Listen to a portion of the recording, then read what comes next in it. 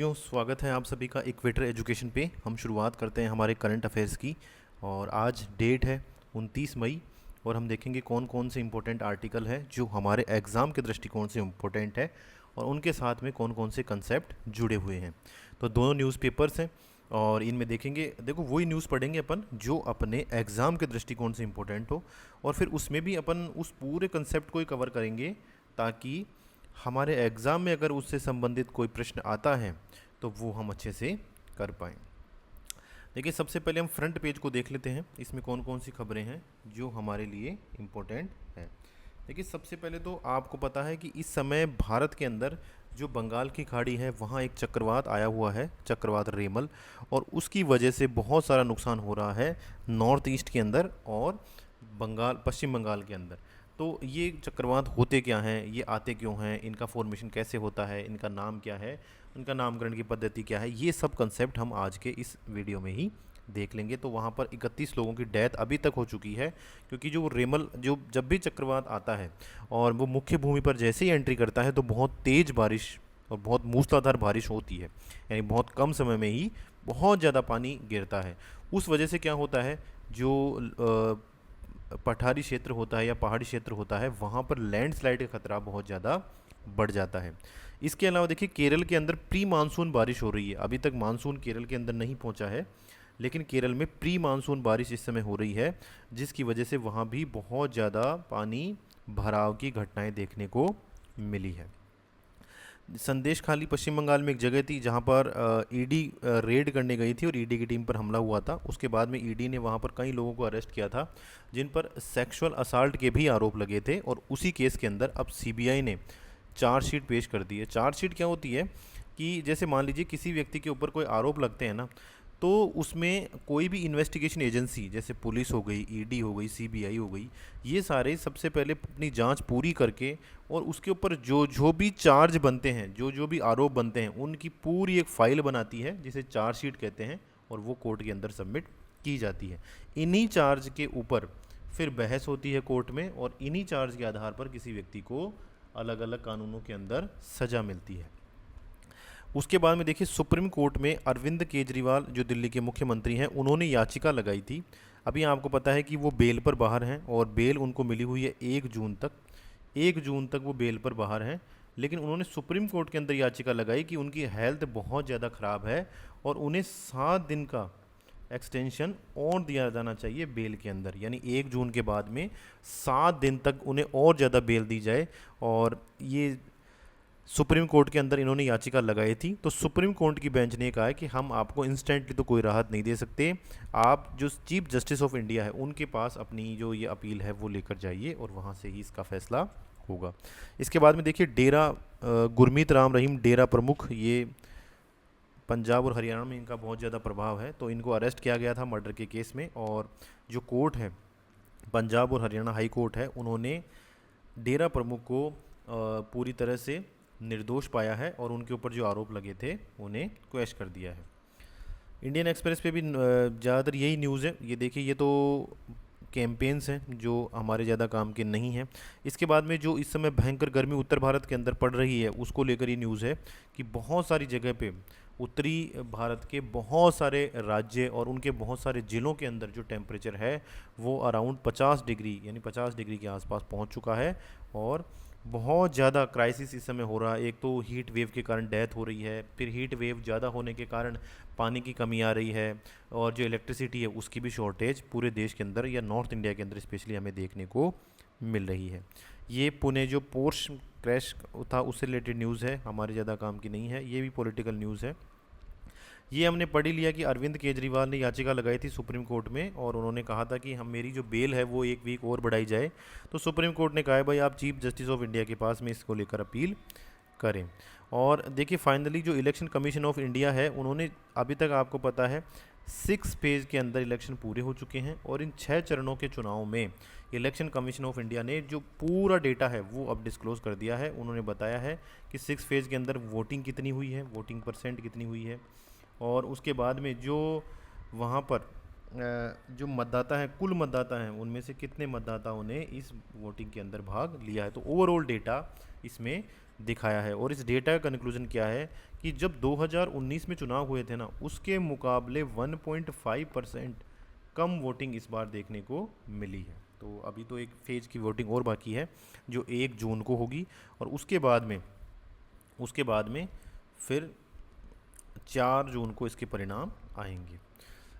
ये एक और इम्पोर्टेंट न्यूज़ है। देखिए तमिलनाडु के अंदर जो फार्मर्स हैं वो प्रोटेस्ट कर रहे हैं कि नया डैम बनाया जा रहा है मुल्ला पेरियार डैम के पास में। देखिए मुल्ला पेरियार डैम के बारे में हम अच्छी तरह पढ़ लेते हैं, बहुत इंपॉर्टेंट है और एग्ज़ाम में बार बार पूछा जाता है। देखिए सबसे पहले तो इसकी लोकेशन ही बहुत इंपॉर्टेंट है कि मुल्ला पेरियार बांध कहाँ पर है। तो आप इस मैप के अंदर देखेंगे ये बिल्कुल तमिलनाडु और केरल के बॉर्डर पर है, ठीक है। और ये है किसकी टेरिटरी में, तो ये केरला की टेरिटरी में है। देखो केरला की टेरिटरी के अंदर है मुल्ला पेरियार डैम। तो मुल्ला पेरियार डैम है केरला के अंदर, और केरला और तमिलनाडु दोनों के बॉर्डर पे स्थित है। अब देखो इस डैम को लेकर है ना बहुत ज़्यादा विवाद रहता है। वो विवाद इसलिए रहता है कि ये जो डैम है ना ये है तो केरल के अंदर, लेकिन जो इसके ऊपर कंट्रोल है ना, इसमें जो अधिकारी इस डैम को कंट्रोल करते हैं वो तमिलनाडु सरकार के होते हैं। और इस डैम से ज़्यादातर जो प्रॉफिट है वो तमिलनाडु के किसानों को ही मिलता है। तो तमिलनाडु के किसानों को ही ज़्यादा इसका फ़ायदा मिलता है। और इस कारण अब देखो केरला का तो पानी है, जो पानी है वो तो केरला की नदियों का है, और ये डैम बना हुआ भी केरल में है, लेकिन इसका लाभ मिलता है तमिलनाडु को। और ये जो कंट्रोल है इसके ऊपर वो भी तमिलनाडु के पास ही है। आप लोकेशन यहाँ भी देख सकते हैं कि मुल्ला पेरियार डैम कहाँ पर है। अब देखिए ये बहुत पुराना है, ये आज़ादी से पहले का ही बनाया हुआ है, और ये मुल्लायार और पेरियार दो नदियों के संगम पर ये बनाया हुआ है। इसका इसीलिए नाम देखिए मुल्ला पेरियार डैम, इसीलिए ही इसका नाम रखा गया है। अब देखिए इसमें जो इसका कंट्रोल है वो तमिलनाडु के पास है, और इसका जो प्रॉफिट है ना वो भी तमिलनाडु को ही मिलता है, तमिलनाडु को ही इससे ज़्यादातर पानी मिलता है। देखिए इसमें विवाद क्या हो रहा है, अभी रिसेंटली कुछ सालों पहले सुप्रीम कोर्ट ने ये कहा कि जो मुल्ला पेरियार डैम है ना इसकी हाइट बढ़ाओ, ठीक है, इसकी हाइट बढ़ाई जानी चाहिए, ये कहा गया सुप्रीम कोर्ट ने। अब हाइट बढ़ाने से क्या होगा, देखिए हाइट अगर जैसे मान लीजिए ये डैम है, ठीक है, इसमें यहाँ से पानी आके गिरता है और यहाँ से निकल के जाता है। अगर इसकी हाइट बढ़ाई जाएगी, ये देखो, तो इसमें और ज़्यादा पानी स्टोर होगा, और ज़्यादा पानी स्टोर होगा तो तमिलनाडु को और ज़्यादा पानी मिलेगा। लेकिन देखो एक तरह से केरल का ज़्यादा पानी तमिलनाडु की तरफ जाएगा। तो केरल सरकार ने सुप्रीम कोर्ट में कहा कि जी नहीं, हम इसकी हाइट बिल्कुल नहीं बढ़ाएंगे, क्योंकि ये जो जहाँ पर स्थित है ना वो एरिया लैंडस्लाइड प्रोन एरिया है, ठीक है।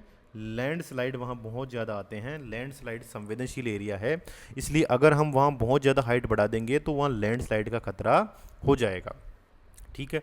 अभी तक उस सुप्रीम कोर्ट के आदेश की पालना नहीं हुई है।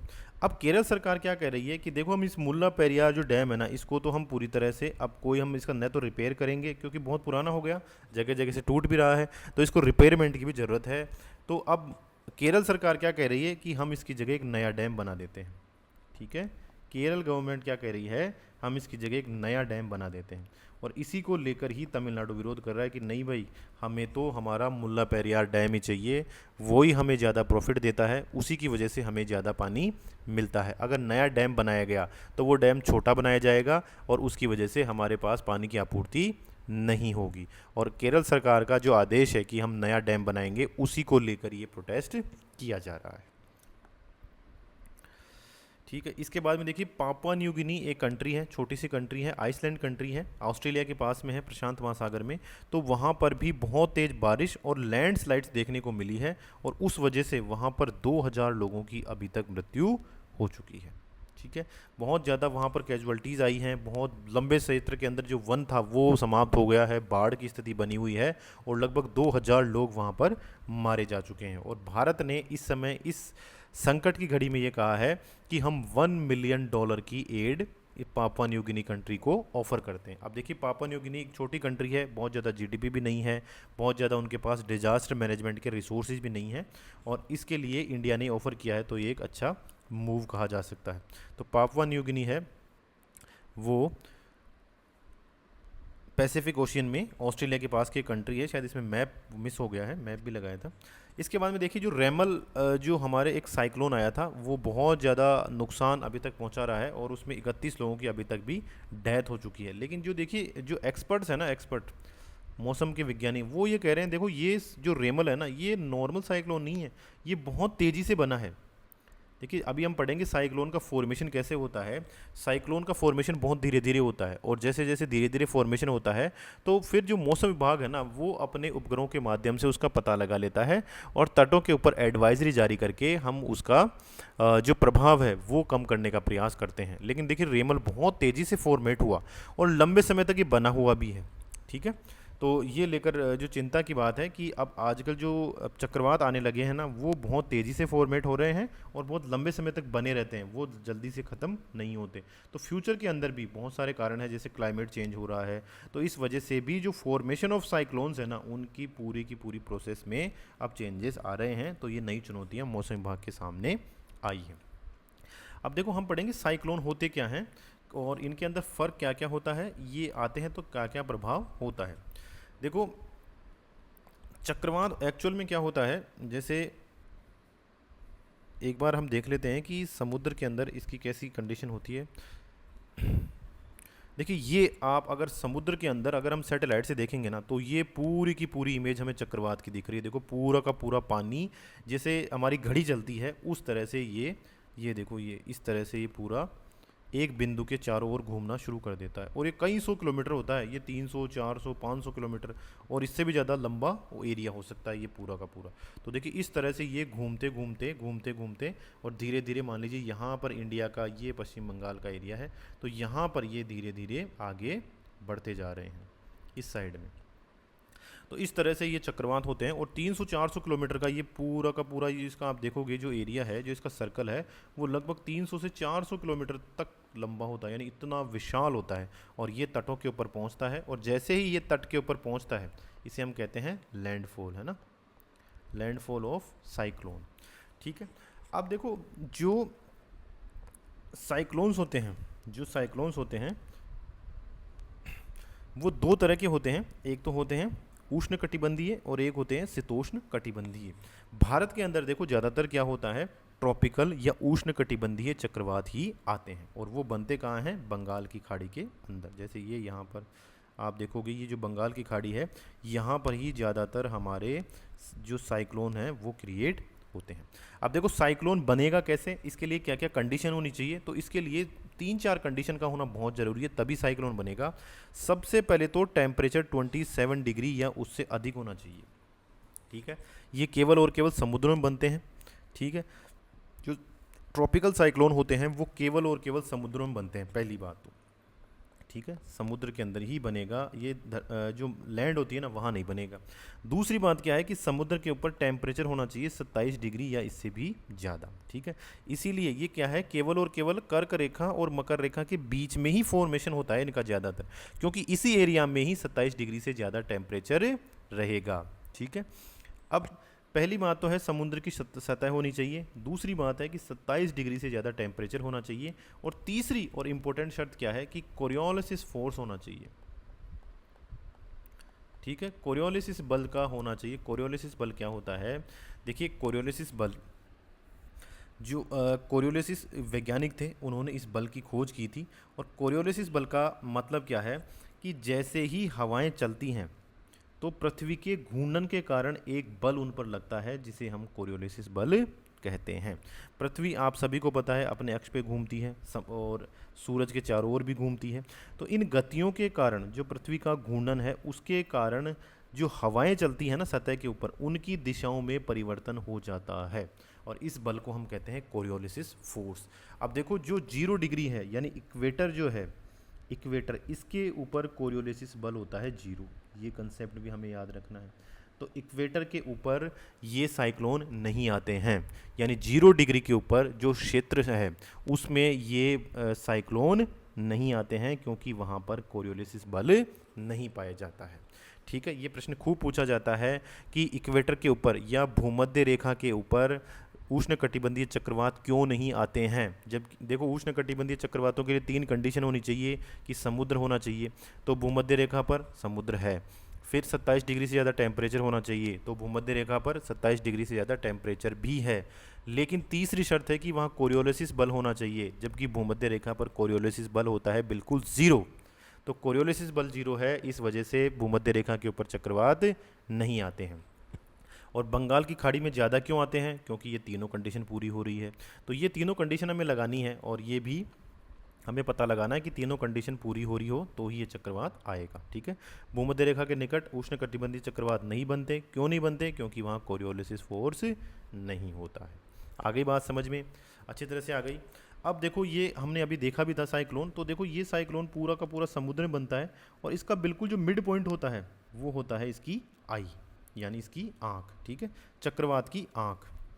जैसे मैं आपको बता भी दूं, ये इसमें अब ये देखो जो बिल्कुल सेंटर पॉइंट है ना इसका, ये है चक्रवात की आँख, आई ऑफ साइक्लोन। ठीक है, ये है चक्रवात की आँख। तो इसे हम देखेंगे, बहुत इंपॉर्टेंट भी है। देखो ये जो पॉइंट है ना, ये कहलाता है चक्रवात की आँख।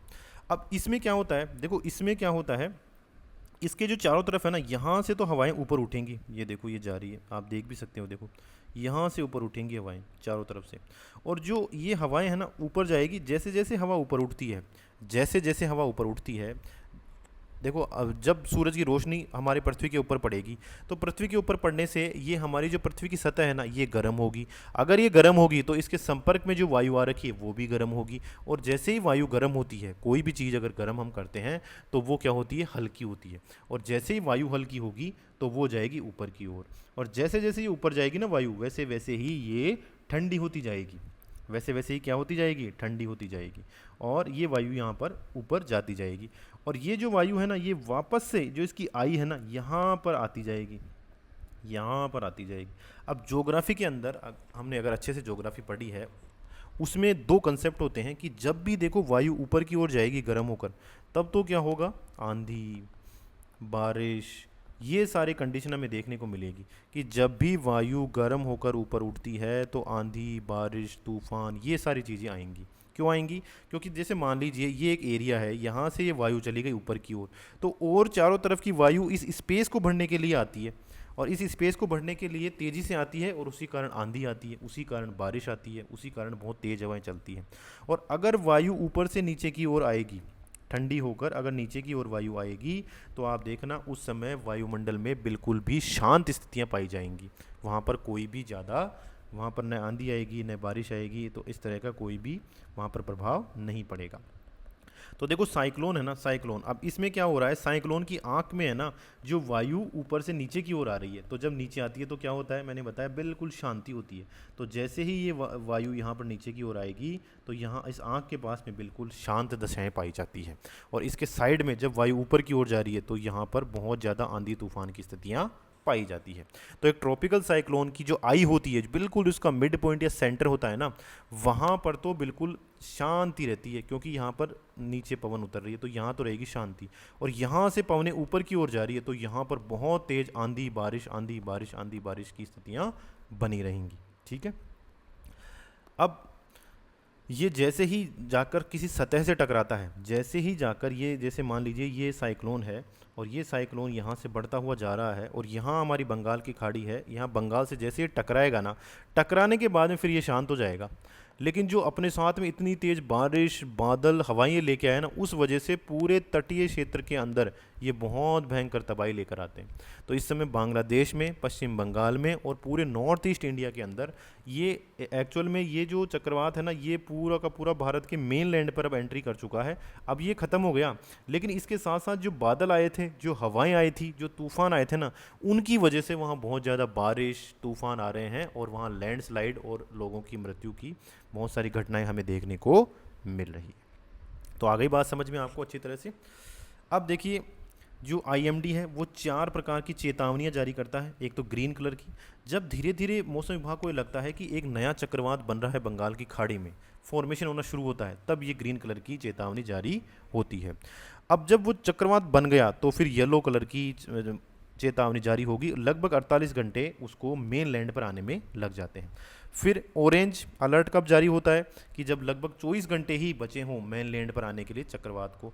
और रेड अलर्ट जारी होता है जब वो चक्रवात मेन लैंड पर आ जाता है और उसके बाद में वहाँ पर वो बहुत ज़्यादा तबाही मचाता है, उससे थोड़ा 12 घंटे पहले रेड अलर्ट जारी किया जाता है।